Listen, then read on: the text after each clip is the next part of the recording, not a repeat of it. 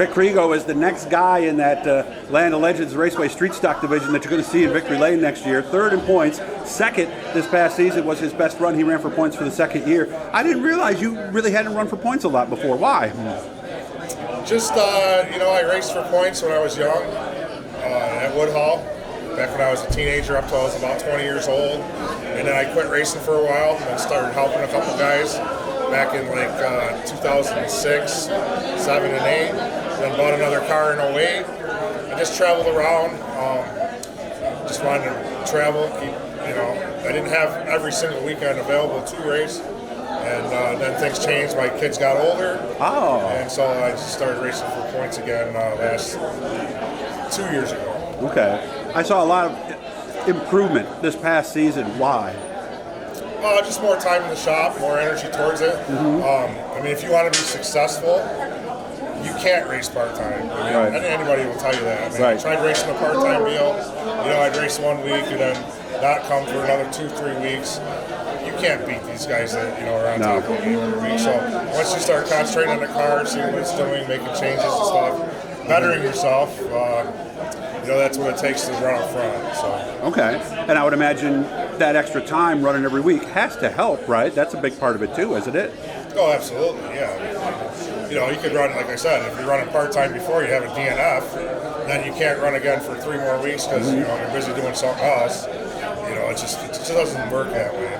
Well, I guess I was thinking more of resources, because wanting to run every week and being able to run every week are two different things, aren't they, Rick?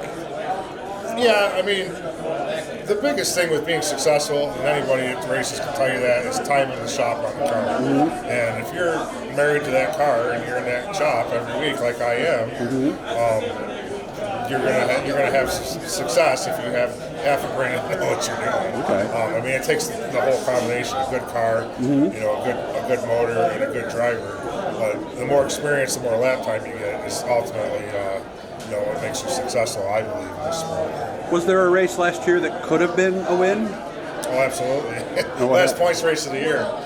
Yeah, I run pretty much the entire race up to lap 18. And, I remember now. That's right. That one. And caution come out, and 2 laps to go. And I chose a line that I was running good in turn 1 and 2, and Carl got underneath me and took my line away in 3 and 4 I needed, and that was the end of me. So, but I've had a lot of seconds. It seems in my class in the past 2-3 years anyway. I just had that street stock wins just eluded me.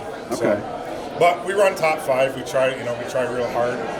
Tough class. There's 7-8 cars every week that can win in that class, and it's a lot of time, a lot of money, but we enjoy it. And it's just what we do. Of course, Carl Johnson, that's a Carl he's talking about, by the way, year before last was kind of where you are now. Can you pull a Carl Johnson this year and be that guy? Carl was racing one of my old cars.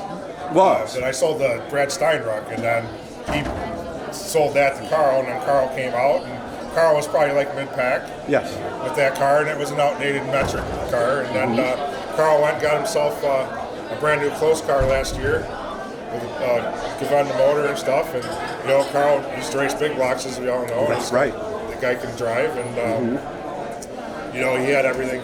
He worked hard on his car too, and he spent time in the shop, had a lot of help, and he ran real well. He was second, Welch was first, and I was third. So okay. Maybe next year. I think 4 wins or so. He did. Yeah, he did really well. I was happy for Carl because he puts the time in and works hard. How does your stuff look right now? It's got to go. I put new skins on it and stuff.